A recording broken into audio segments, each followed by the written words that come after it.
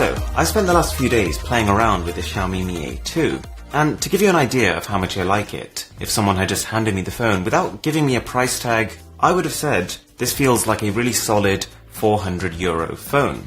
It's actually 249. There are a lot of cool things going on here, and a lot of the big improvements since the last generation come from the camera. On the back, we've got a 12 megapixel plus 20 megapixel arrangement, and the main camera sensor has had a nice upgrade since the Mi A1, which was already, I'd say, the best phone camera at the price. In fact, this time round, the A2 comes dangerously close to the OnePlus 6 dual camera. Photos are really punchy and detailed, and the HDR mode kicks in pretty much when you need it, enabling it to cope fairly well even in challenging lighting. And I really dig the portrait mode. As it is a budget phone, you sort of go in expecting one thing, but you actually get something quite different. What's even cooler is that in low light, you can switch to using the secondary 20 megapixel lens, which has a neat trick up its sleeve. It uses pixel binning to fuse 4 smaller pixels into one large, noise-free pixel, effectively scaling its 20 megapixel sensor into a 5 megapixel image, which is then upscaled back to 20 megapixel. While that does sound confusing, and to the few of you that actually followed that, probably pointless too, the results speak for themselves. In low light, it is noticeably sharper than photos from the primary lens, and is even within a stone's throw from the camera on the Vivo Nex S, an $800 phone. The front 20 megapixel camera also benefits from the same tech, and is actually one of the surprise highlights here.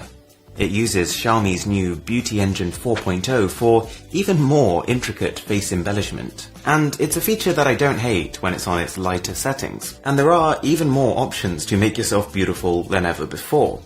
But you can always turn it off if you don't like it. An unfortunate spin-off of this is abnormally high exposure, which makes it lose some points versus a phone like the Google Pixel 2, but the A2 does have a lot going for it, including front-facing flash and convincing portrait mode using that single lens. So the camera overall gets a big thumbs up, and I'm happy to say the good news doesn't end there. Whilst Xiaomi have been using the Snapdragon 625 for some time now to power their mid-range devices, this time they've stepped it up with the pretty new Snapdragon 660 and 4GB of RAM on a 99% stock Android 8.1. It's a really quick phone. It doesn't have quite that same instantaneous snappiness you might find on the OnePlus 6, but for this price, it'd be tough to point you to a faster feeling phone. Compared to Qualcomm's 800 series flagship chips, you miss out on a chunk of graphics performance. But I have tried games like PUBG on high settings,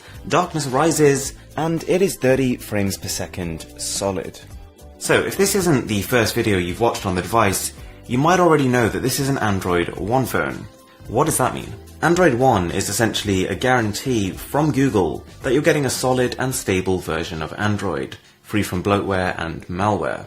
I've also been told that an Android P update is on the way, but there's no date on that, so I'd expect a couple of months at least. In terms of just the general look and feel, it's worth clarifying something first. Xiaomi has 3 main tiers of phones: the budget Redmi devices, mid-range Mi A devices, and then their flagship Mi devices. Whilst the glass construction is saved for the highest tier, the Mi A2 does benefit from a smooth metal finish, fairly well disguised antenna bands, and a curved back for the first time. As a point of comparison, this basically feels like a slightly heavier OnePlus 5T. It's actually the exact same thickness, just a couple of grams more. While I would say the curve is palm flattering, it does create a very real table wobble situation, which kind of gets on my nerves because I often use the phone next to my laptop when it is lying flat, and this issue doesn't make it easy. The speaker on the bottom handles voices pretty well, but it is a little lacking in bass. It's clear though. Now,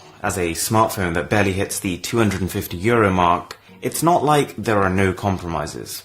You don't get wireless charging, IP certification, a headphone jack, and the base model will only get you 32GB of storage with no SD card. The fingerprint scanner is great, but there is a noticeable delay between detection of your print and the screen actually turning on. And there are also a couple of primary aspects of the phone that I really don't love. Number one being the display, which is one of the less impressive parts of the Mi A2.